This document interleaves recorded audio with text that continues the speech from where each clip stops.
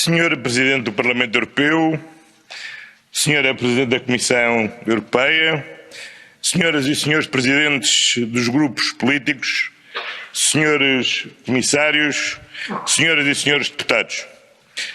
Com a pandemia Covid-19, a Europa vive o seu maior desafio do pós-guerra. Em menos de um ano, as famílias foram destroçadas com a perda de quase 500 mil de vidas humanas e fomos arrastados por uma crise económica e social devastadora no conjunto dos 27 Estados-membros. Mas esta crise provou também a mais-valia que a União Europeia constitui no acesso de todos os cidadãos europeus em pé de igualdade à ansiada vacina contra a Covid, na resposta conjunta e robusta à crise económica e social, na garantia da estabilidade financeira. Quero aqui saudar o incansável trabalho da Comissão, do Parlamento, do Banco Central Europeu, do Presidente do Conselho, Charles Michel, e das presidências croata e alemã na resposta europeia a esta crise dramática. O início do processo de vacinação e a aprovação do quadro financeiro plurianual e do programa Next Generation EU abrem uma porta à esperança. Portugal assume, por isso, a presidência do Conselho num momento decisivo para pôr em marcha, para executar, para concretizar as decisões históricas que adotamos nos últimos meses. É por isso que escolhemos como lema tempo de agir por uma recuperação justa, verde e digital. Um lema que sintetiza bem as três principais prioridades da presidência portuguesa: a recuperação económica, o desenvolvimento do pilar social, o reforço da autonomia estratégica de uma Europa aberta ao mundo. A primeira condição da recuperação é o sucesso do processo de vacinação. É indispensável que continuemos a trabalhar coordenadamente, porque só em conjunto venceremos o vírus, restabelecendo a plena liberdade de circulação e todo o potencial do mercado interno. Mas também é indispensável solidariedade internacional para a erradicação da pandemia à escala global, seja nas nossas vizinhanças, seja no continente africano, seja na América Latina. Em paralelo, temos de pôr em execução os instrumentos de recuperação económica e social. Por um lado, o novo Next Generation EU. Para isso, é necessário que os Parlamentos Nacionais concluam os processos de ratificação da decisão sobre recursos próprios, que este Parlamento possa votar o regulamento já acordado e que os 27 Estados planos nacionais de recuperação e resiliência possam vir a ser aprovados. Porque para vencermos esta crise, só a venceremos de forma conjunta em toda a União. Por outro lado, temos igualmente de iniciar a implementação dos programas do novo quadro financeiro plurianual, designadamente aqueles que, graças à determinação deste Parlamento Europeu, beneficiaram do importante reforço, como os programas Horizonte Europa, EU for Health ou Erasmus Plus. Senhor Presidente, senhoras e senhores deputados, a máxima atenção que o combate à pandemia nos exige a todos não nos consente descurar os desafios estratégicos que tínhamos e continuamos a ter pela frente. Por isso, a recuperação europeia deve basear-se nos motores da transição climática e digital. Estamos numa emergência sanitária, mas continuamos em emergência climática. Temos um planeta para proteger e não nos podemos dar ao luxo de perder mais tempo. Urge, por isso, concretizar o Pacto Ecológico Europeu, desde logo aprovando a nova Lei do Clima, que assumo como um dos nossos principais objetivos políticos. Estamos prontos para o trabalho que nos resta convosco, senhores deputados, para obter um acordo político deste Parlamento o quanto antes. Esta é mesmo a década decisiva que vai exigir um maior esforço e ambição para conseguirmos cumprir o nosso compromisso de atingir a neutralidade carbónica em 2050.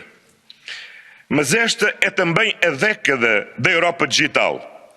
Um dia sem apostar no digital é mais um dia de atraso nesta exigente competição à escala global em que a Europa tem de estar na linha da frente.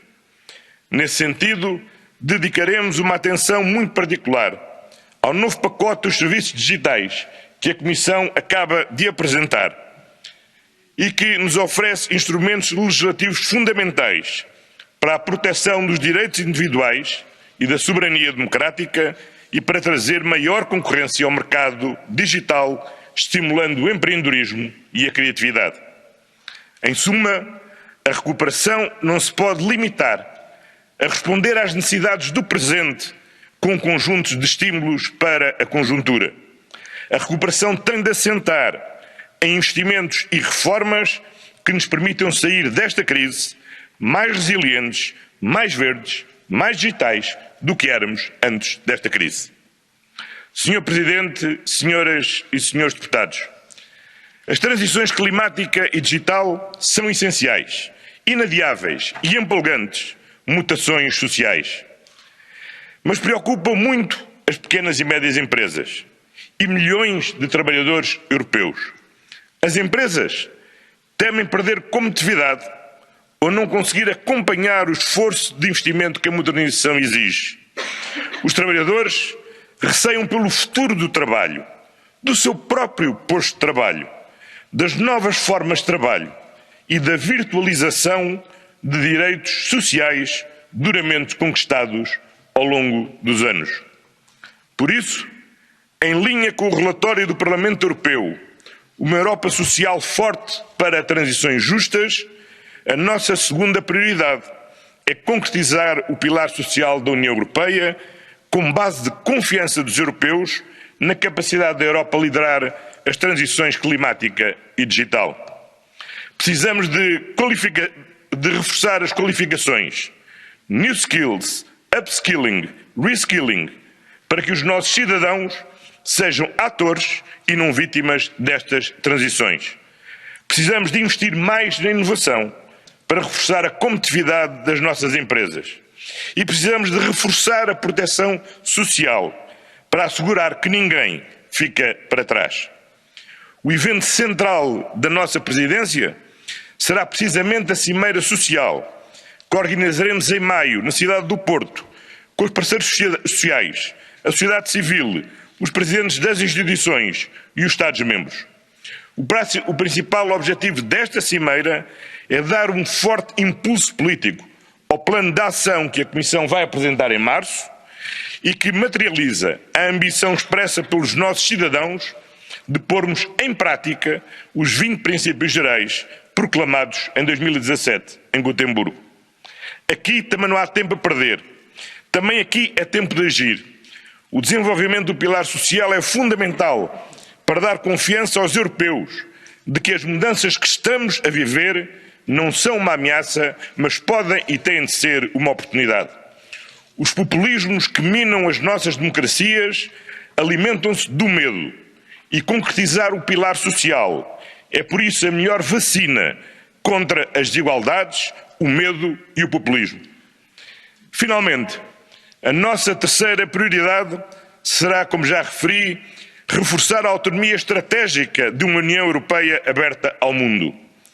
Como esta pandemia evidenciou, a Europa não pode estar totalmente dependente do fornecimento de bens por terceiros, de bens essenciais da parte de terceiros. Temos, portanto, de reforçar a nossa autonomia estratégica. Trata-se de um debate muito exigente, porque implica a política industrial, a política de concorrência e a política comercial, mas que não pode significar nem uma deriva protecionista, nem a mirífica promoção de campeões europeus, que desperdiçando a enorme vantagem da capilaridade de um sistema económico assente em pequenas e médias empresas e de um sistema de investigação, desenvolvimento e inovação distribuído por 27 Estados-membros. Por último, o reforço da autonomia estratégica significa também que afirmar a Europa como um ator global, valorizando, como nos pedem os nossos cidadãos, os padrões sociais e ambientais que nos distinguem e orgulham. Queremos naturalmente continuar a reforçar desde logo as parcerias de vizinhança, a leste e a sul, e a parceria estratégica com o continente africano e as nossas relações transatlânticas com o Reino Unido e os Estados Unidos da América. E neste dia em que tomará posse o presidente Joe Biden, não posso deixar de lhe dirigir os votos dos maiores sucessos no seu mandato e de referir a necessidade de relançarmos as relações cada vez mais próximas com os Estados Unidos. E não esquecemos também que o Reino Unido, novo vizinho, mas velho aliado, continuará a ser sempre um grande parceiro da União Europeia.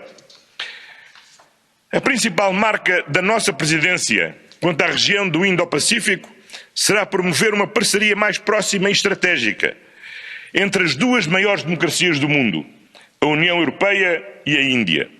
Acolheremos uma cimeira da União Europeia-Índia também na cidade do Porto, centrada na cooperação sobre o digital, o comércio, o investimento, os produtos farmacêuticos, a ciência e o espaço.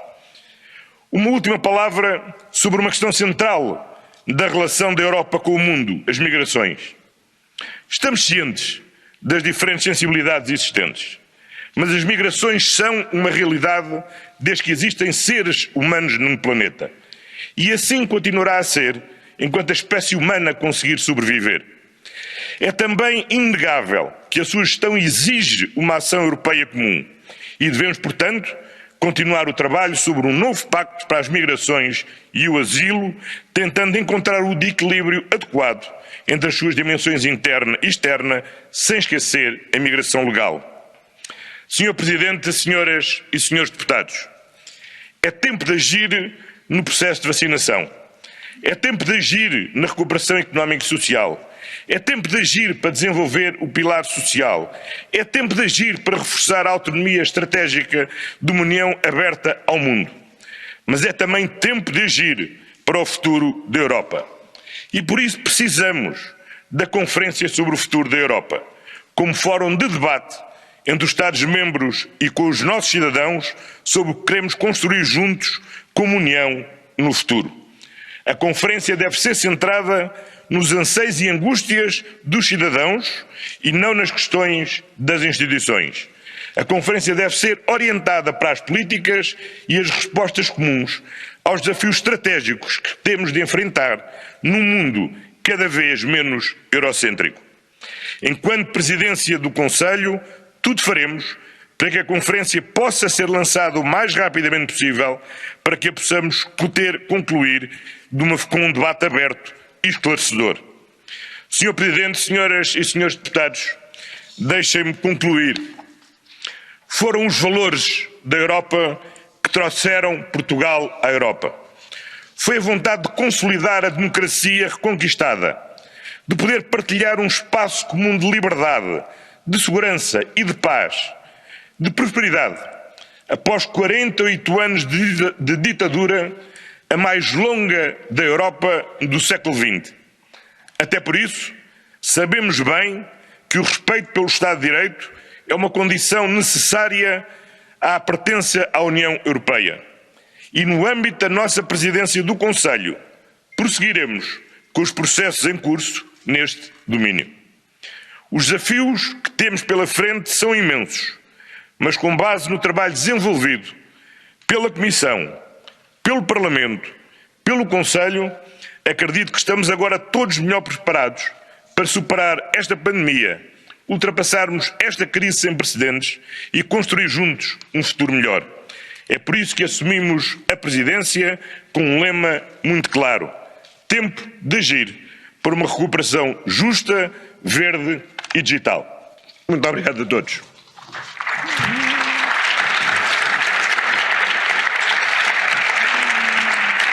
Grazie.